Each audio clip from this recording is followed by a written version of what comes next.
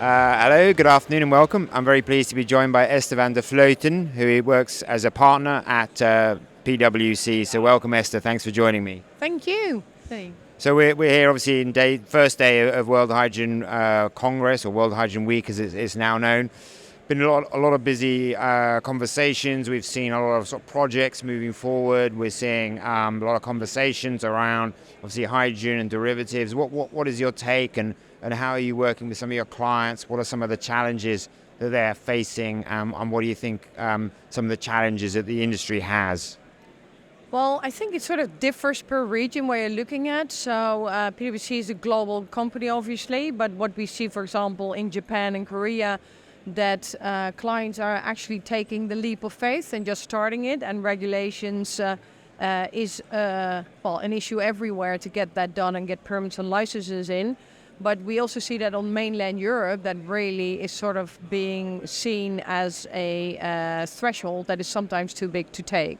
So what we see across the industry is that we are talking a lot about how we should transform the business, but we do see very little projects actually reach financial investment decision or final investment decision, FID.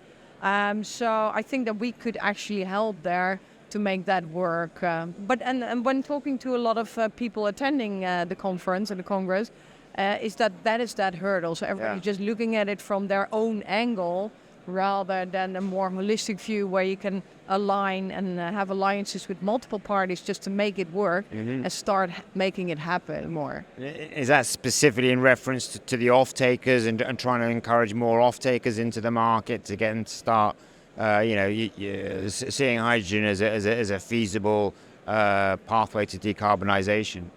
I actually have a lot of clients which are highly energy and capital intensive in the industrial products, and they all want to move to hydrogen, but they don't really know how to work with it and making sure that their business model and business cases work out, because the price of hydrogen is just not that fixed, and the range of that price is so big. So it is often said, well, there's no off-taker. But actually, I talk to a lot of off-takers, and they say, well, there's no production or supply stable enough to get me a price that I can really work with for the next 5 to 10 years. Yeah. I mean, is that sort of price clarity or price transparency that people want, I guess, security in?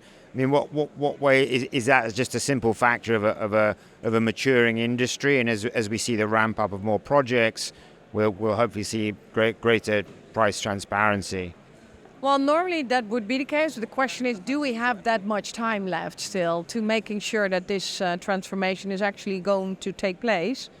It has so many angles indeed. So you have subsidies, but you have regulations, you have to have licenses and permits, which all take long. But if you all see that as a hurdle, rather than, well, let's just try to commence and just fix it, and not just by own production offshore Europe, but why not have like a full mixture of importing and producing it in mainland and offshore Europe? Because I think that we should really kickstart this also with importing hydrogen as well. Yeah.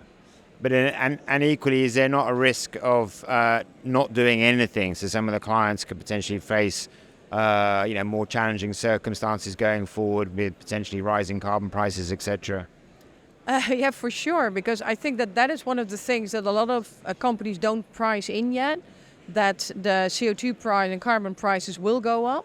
So what is the alternative? So your incumbent savings, if you move to hydrogen and away from high carbon intensive fossil fuels, I think that is missed out very often. Yeah. And how have you found the event so far? Is it the first time you've been here? No, it's actually the second time. We were here last year. So we really like it. I think it's a good sort of like brainstorm. You can spar a lot. And I hope at one point that we really accelerate the growth of hydrogen, at least in mainland Europe, but across the world, because I do think that this is one of the elements to transfer the energy transition. I obviously agree. So many thanks, Esther. Thanks for chatting to me, and thanks for your support on the event. Cheers. Thank you, and thanks so much for the interview. Thanks. Bye bye.